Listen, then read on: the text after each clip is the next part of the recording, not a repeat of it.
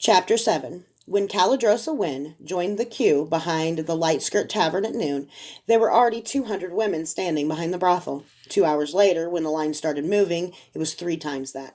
The women were as diverse a group as could be found in the Warrens, from guild rats as young as 10 who knew that Mama Kay wouldn't hire them, but were so desperate they came anyway, to women who had lived on the rich east side just a month ago but had lost their homes in the fires and then been herded into the Warrens.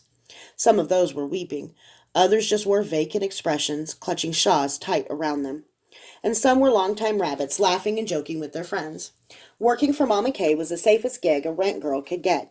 They traded stories how the mistress of pleasures dealt with their new Caledonian clientele. They claimed that when the twists hurt you, they had to pay you enough silvers to cover the bruise. Another claimed it was enough crowns to cover it, but no one believed her. When Duchess Tara Grayson, the old duke her father had been killed in the coup, led the resistance out of the city, her followers had put all their shops and homes to torch. The fires, of course, didn't stop after devouring the properties of those who left. Thousands who'd stayed had been made homeless. It was even worse in the Warrens, where the poor were packed like cattle. Countless hundreds had died. The fires had burned for days. The Caledonians wanted the east side to get productive as quickly as possible. Those who were homeless were seen as an encumbrance, so soldiers forced them into the Warrens. The dispossessed nobles and artisans had become desperate, but desperation changed nothing. Being forced into the Warrens was a death sentence. For the past month, the God King had allowed his soldiers to do whatever they wished in the Warrens. The men would descend in packs to sate whatever lust motivated them.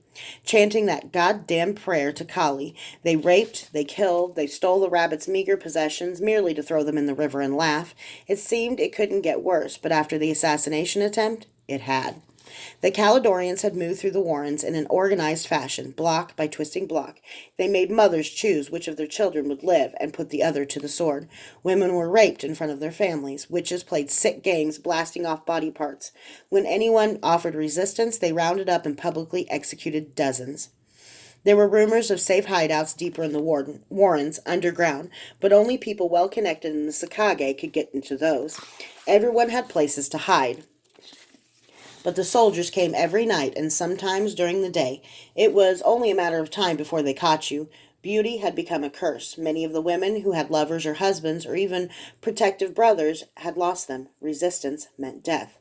So women came to Mama Kay's brothels because they were the only safe places in the Warrens. If you were going to be raped, many figured, you might as well get paid for it. Apparently the brothels still did good business, too. Some Caledonians didn't like the risks of going into the Warrens. Others just liked being assured of bedding a clean and beautiful woman. Already, though, the brothels didn't have many openings, and no one wanted to speculate why they had any at all. Calidrosa had held off as long as she could. It wasn't supposed to be like this. That Verdmeister, Nefdata, had recruited her specifically because she was a former Sethi pirate who'd been marooned in the Warrens years ago. She hadn't sailed in 10 years, and had never been a captain despite what she told the Verdmeister. But she was Sethi, and she had promised she could navigate the Caledonian ship through the smuggler's arpeggio up the Plith River to the castle. In return, she would get to keep the ship. It had sounded like a fine price for an unsavory bit of work. Calidrosa Wynne had no loyalty to Scenaria, but working for the Caledonians was enough to make anyone's skin crawl. Maybe they even would have kept their part of the deal, giving her that sea cow of a barge that wasn't worth the nails holding it together. Maybe she could have cobbled together a crew to join her, too, except that some bastard had sunk her ship during the invasion. She'd been able to swim to shore, which was more than she could say for the 200 armored clansmen she'd been ferrying, who were now feeding fish. 4 rapes and 2 times of Tommen being beaten half to death later, here she was. Name, the girl at the door asked, holding a quill and paper. She had to be 18, a good decade younger than Calidrosa, and she was stunning. Hair perfect, teeth perfect, long legs, tiny waist, full lips, and a musky sweet scent that made Calidrosa aware of how foul herself must smell. She despaired. Calidrosa Wynne. Occupation or special talents? I was a pirate. The girl perked up. Sethi? Calidrosa nodded, and the girl sent her upstairs. In another half an hour, Calidrosa Wynne stepped into one of the small bedrooms. The women here were young and beautiful, too. Blonde, petite, but curvy, with big eyes and amazing clothes. I'm Daedra. You ever worked the sheets? I assume you don't mean sails. Daedra chuckled, and even that was pretty. A real pirate, huh? Calidrosa touched her clan rings, four small hoops and a crescent framing her left cheekbone. Tetsu clan of Hokai Island. She gestured to the captain's chain she wore, which she put on herself as soon as she got the job for Calidor. She opted for the finest silver herringbone chain she could afford. It looped from her left earlobe to the lowest of her clan rings. It was a merchant captain's chain, a merchant captain of humble birth. Military captains and the bolder pirate captains wore chains looped from earlobe to earlobe behind their heads, so there was less chance they'd get ripped off in battle. A pirate captain, she said, but never caught. If you're caught, you're either hanged or they rip out your rings and exile you. There's some disagreement about which is worse. Why'd you quit? I tangled with a Royal Sethi pirate hunter a few hours before a storm. He gave almost as good as we got. But the storm drove us onto the rocks of the smugglers of Peglio. Since then, I've just done whatever. Calidrosa didn't mention that whatever included getting married and working for Calidor. Show me your tits. Calidrosa untied her laces and wiggled out of her top. I'll be damned, Daedra said. Very good. I think you'll do fine. But you're also beautiful, Calidrosa said. Stupid as it was to protest, she couldn't believe her luck was turning. Daedra smiled. Beautiful, we've got. Every one of Mama Kay's girls has to be pretty, and you are. What you've got is exotic. Look at you, clan rings, olive skin, even your tits are tanned. Calidrosa was suddenly thankful that she'd been so stubborn on her ship that she'd gone topless to make the Calidorian soldiers stare. It had given her a fierce sunburn, but her skin had darkened and the color hadn't faded yet. I don't know how you've managed to tan, Daedra said, but you'll have to keep it up and talk like a pirate. If you want to work for Mama Kay, you're going to have to be the Sethi pirate girl. You have a husband or a lover? Calidrosa hesitated. Husband, she admitted. The last beating nearly killed him. If you do this, you'll never get him back. A man can forgive a woman who leaves whoring for him, but he'll never forgive one who goes whoring for him. It's worth it, Calidrosa said. To save his life, it's worth it. One more thing, 'cause sooner or later you'll ask. We don't know why the Paleys do it. Every country's got twists who like hurting rent girls, but this is different.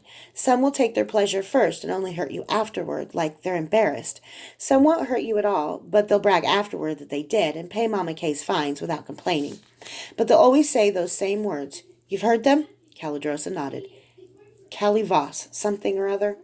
It's old Calidorian, a spell or a prayer or something. Don't think about it. Don't make excuses for them. They're animals. We'll protect you as well as we can, and the money's good, but you'll have to face them every day. Can you do that? Words struck in Calidrosa's throat, so she nodded again. Then go to Master Picken and tell him you want 3 pirate girl costumes. Make him finish taking your measurements before he bangs you. Calidrosa's eyebrows shot up. Unless you have a problem with that. You don't think we'll have any trouble, do you? Elaine asked. They were lying down in the wagon, spending one last night under the stars, after 3 weeks on the road. Tomorrow they would enter Carnarvon and their new life. I left all my troubles in Scenaria. Well, except for the 2 that tagged along with me, Kyler said. Hey, Uli said. Despite being as scary smart as her real mother, Mama Kay, she was still 11 and easily baited. Tagged along? Elaine asked, propping herself up on her elbow. As I recall, this is my wagon. That much was true. Jarl had given them the wagon, and Mama Kay had loaded it with herbs Kyler could use to start an herbery. Perhaps in a nod to Elaine's sensibilities, most of them were legal. If anyone tagged along, it was you. Me? Kyler asked. You were making such a pathetic spectacle that I was embarrassed for you. I just wanted to stop your begging. Well, here I thought you were a helpless, Kyler started. And now you know better, Elaine said, self-satisfied, settling back into her blankets. Ain't that the truth? You've got so many defenses, a man would be lucky to get lucky with you once in 1,000 years, Kyler said with a sigh. Elaine gasped and sat up. Kyler Thaddeus Stern. Kyler giggled. Thaddeus? Oh, that's a good one. I knew a Thaddeus once. So did I. He was a blind idiot.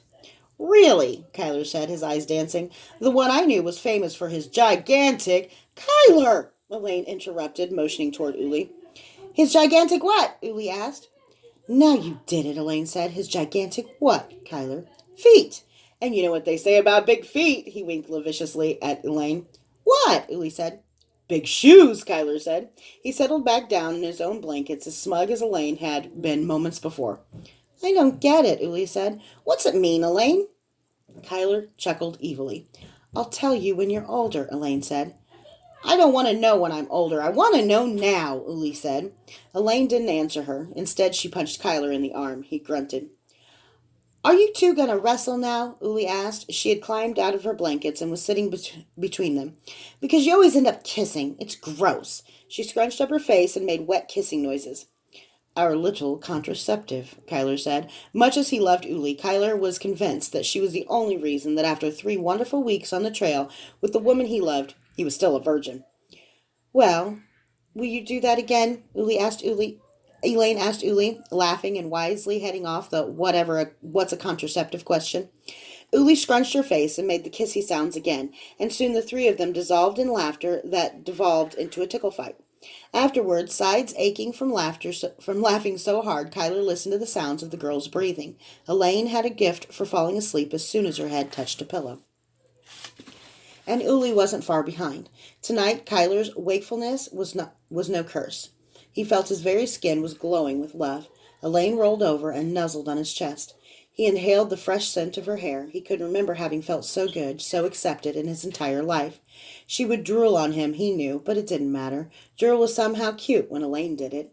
No wonder Uli got disgusted. He was pathetic. But for the first time in his life, Kyler felt like a good man. He'd always been good at things, good at lockpicking, climbing, hiding, fighting, poisoning, disguising himself, and killing. But he'd never felt good until Elaine. When she looked at him, the Kyler he saw reflected in her eyes wasn't repulsive. He wasn't a murderer. He was the substitute father who had tickle fights with an 11-year-old. He was the love who told Elaine she was beautiful and made her believe it for the first time in her life. He was a man with something to give. That was the man Elaine saw when she looked at him. She believed so many things about him that Kyler alternated between believing it himself and thinking she was absolutely crazy. But being persuaded felt good. Tomorrow they'd reach Caernarvon, and for a time they would stay with Elaine's Aunt May. With her help, she was a midwife who knew herbs, Kyler would set up a little herbery. Then he would overcome Elaine's fading objections to fornication, and the way of shadows would be behind him forever.